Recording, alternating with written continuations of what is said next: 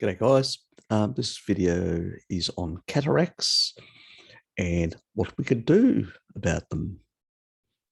Let me just share the monitor. Okay, so our favorite sulfur amino acid. Taurine prevents galactose-induced cataracts. So there's a New Zealand study. We've got plenty of livestock over there, plenty of milk products. So they've used actual galactose, so milk sugar concentrate, very similar to what a lot of French farmers would use to fatten up their animals, but so give them a high dose. So they're actually experimenting with lenses. So we'll go through the abstraction. Intact lenses from New Zealand white rabbits, so they used white rabbits, were incubated in tissue culture medium containing either 5 millimoles of glucose or 5 millimoles glucose plus 30 millimoles of galactose. So standard media did not contain taurine. Lenses were also cultured in a third medium containing 30 millimoles galactose plus 0.2 millimoles taurine. Subsequent cataract formation was evaluated as a function of cultural medium. One lens, 110 in medium containing 5 millimoles of glucose, developed lenticular opacification during 72-hour incubation. Lenses incubated with 30 millimoles of galactose without taurine developed cataracts. Fewer lenses, 213 exposed. So that's to basically 30, which is equivalent to the other one, plus 0.2 millimoles of taurine developed cataracts. And that is the statistical p-value is not too bad. I prefer when it's 0.001, but 0.005 is not too bad either. Statistical strength, the probability that it could be another reason is less likely. Cataracts have been associated with lens edema, attribution of osmotic stress of tissue. Remember, osmotic fluid management, taurine plays a big role in that. But it also has a whole lot of other properties, antioxidant, anti-inflammatory, a whole lot of other things. So it's probably a number of mechanisms in that regard. So I haven't been able to find something specific on the mechanism, but strong statistical relationships. So the inference is very high. That's what we're talking about here. So stress of tissue, polyol galactositol accumulation, the water content of the non-cataractous and cataractous lenses in the experiment did not differ. Lens edema, therefore, was not thought to be important in cataract pathogenesis. Taurine, an organic osmolyte, also, and they call it an osmolyte because it does regulate also the electrolytes in your, basically in the water mediums, which is in your blood vessels and stuff like that. So it really is good in that intra and extracellular fluids. I've sort of discussed this before in the past. So, and basically they're going on here, and taurine was lower, 5.1 plus 1.5 millimole per gram protein in cataractous lenses than in control lenses, which was 10.0, so a bit higher in that regard. So dialdehyde, an indicative lipid peroxidation, we've talked about aldehydes, was higher, 36.6. Protein in lenses containing optofalsification than the non-cataractous lenses, 10.1. P-value could be better, but anyway. Their level of dialdehyde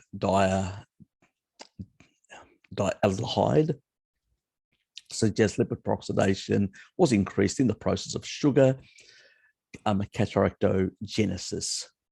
Use these long words, and I always enjoy basically tongue twisters for me, unfortunately. Melanodialdehyde content of all lenses corrected inversely with the coincidence lens taurine levels. Taurine appears to protect the lens against the development of sugar cataracts in inverse relationship with lens. Melanodialdehyde suggests this is an antioxidant effect. So they think it's an antioxidant effect that's actually playing that role in dealing. But remember, this is in a petri dish in vitro. So, let's move on. Protective effects of taurine against alloxin-induced diabetic cataracts and refraction changes in New Zealand white rabbits. Yes, I know the New Zealand studies, but there's not much out there, unfortunately, in other countries. I don't know why, but anyway, it's probably because the big pharma doesn't want to do these, and they usually are done in places where probably big pharma doesn't have the same influence. Anyway, the present study examined the protective effect of taurine on alloxin-induced diabetic cataracts and lens damage in male New Zealand white rabbits. So this is only applicable to male white rabbits from New Zealand. God, there's so many sheep over there. God, a bit of discrimination, New Zealanders. The animals were randomly divided into 3 treatment groups: the normal control, vehicle administration. So at least this one, they've got a good control. Then they had a diabetes, 100 kilogram alloxin administration. So give them plenty of sugary stuff, push their hypoglycemia to the roof. And then the third group, diabetes plus taurine. So they induced diabetes in these rats. Sorry, in these rabbits. Rats. In most studies are rats, God, it's harder.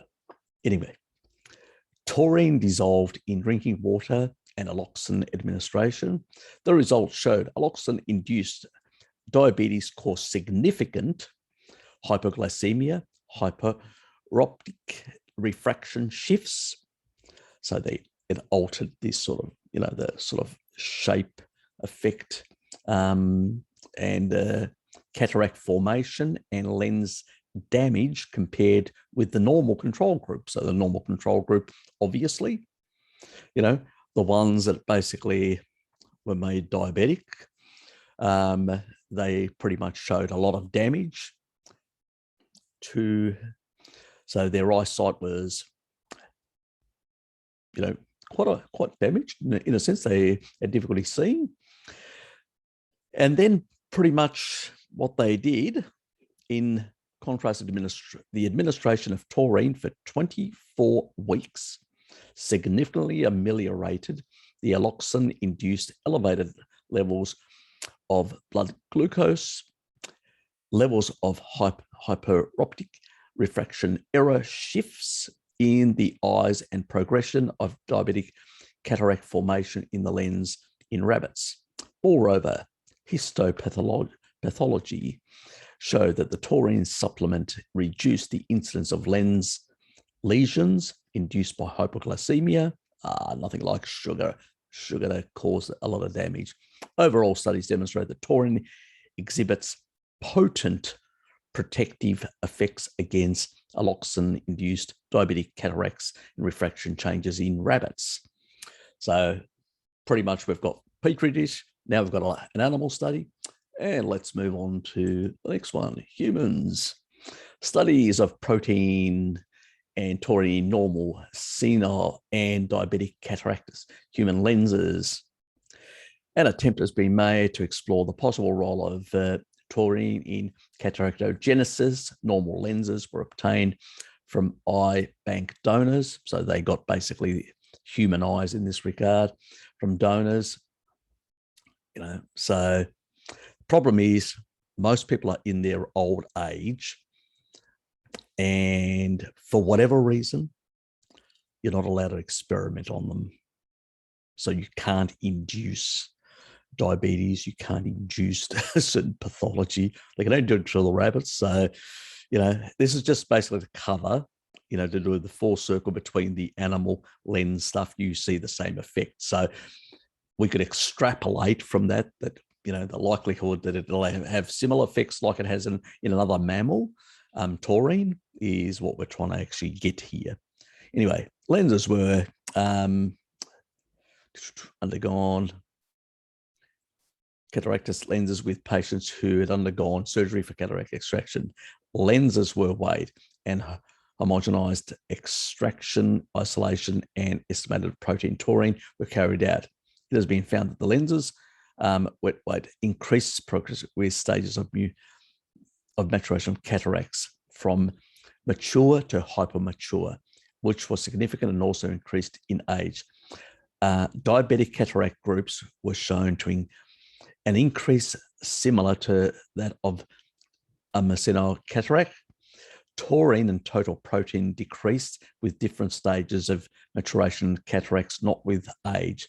It may be suggested the process of development of human senile cataracts, there is a alteration in the structural integrity and permeability of lens membrane to proteins and amino acids, including taurine. Changes in the lens function, including possibly inhibition of protein amino acid taurine synthesis and transport across the cell membrane. So what we're basically saying here, we're actually seeing that when they looked at, the sort of taurine levels and stuff like that, a lot of old people tend to be very deficient. Our ability to synthesize taurine reduces with age. So it comes down. It actually falls off a cliff after 65. So if you're not eating it, you're synthesizing very little after 65. And it seems like it's the sort of age. I remember one researcher saying that 65 is basically the beginning of aging. That means after that, your body goes, well, we don't need you around anymore. You've reproduced. You're not required anymore. And so from there on, things can deteriorate much more faster. This is a potentially. Ancestrally, this didn't happen. We saw people living very long lives in tribal, and they were wise men and women in those tribal groups. And we see it in a number of the longevities. And what do they have in common? They consume foods that are very high in taurine. We know that certain seafood is very high in taurine, and we know that terrestrial animal products are very high in taurine. Like you've got populations like the Okinawans that basically say they start the day with pork and they end the day with pork, or other populations like the Sardinians that basically are pastoralists in the mountains. Many of the other populations, and they usually have a taurine-rich diet into old age. And it's really this that is actually protective. Animal products are very high in taurine compared to plants. And if you're not getting enough animal products into old age, you are not getting this, you're losing this protective mechanism. So that's what they've noticed, basically the reduction of these type of, critical important amino acids when it comes to, this sort of effect. But there's also, things like, I've seen research also for carnosine as well. Carnosine is very important when it comes to cataracts. There are strong associations with, so pretty much another amino acid that's found primarily in animal products, particular ruminants. So the take-home message is that if you're not eating enough animal products, and in particular ruminants and stuff like that, you're not getting these important amino acids that play such a critical role in dealing with glycation. Plus, also, if you're on a more carnivorous species appropriate diet, you're not going to be consuming the sugar that causes a lot of the problems. So the small amount of oxidation or glycation or peroxidation or whatever will be ameliorated by these amino acids. As I've always said, when species eat their species appropriate diet, they tend to be more robust and do much better. It's the take home message is, that you need to basically eat more meat, if you want to basically maintain good eyesight in old age. Obviously, there are going to be cases, as I've said, where you may have elderly which are resistant to this message and can be a problem in that regard. They may be your parents, other relatives and all that. For them, it may be the option of basically, as I've said before, giving them leucine to basically protect them against, sarcopenia, osteoporosis and stuff like that. Well, you're going to slow down the progression in a sense. You still need a certain level of protein in the diet. And taurine, obviously, that's going to deal with it, especially if they're in a nursing home, they're going to be exposed to very high amounts of glycating factors, the sort of refined garbage that they provide them in their meals because it's cheap, simple, profits are more important than the people in the nursing homes. Unfortunately, that's the reality of our current age. But if you can get your parents that may be in that sort of environment, those two factors, you're going to help them along, further than any other thing is going to help them. So I hope this was useful information. Somebody got something out of it. Anyway, that's about it. See yous.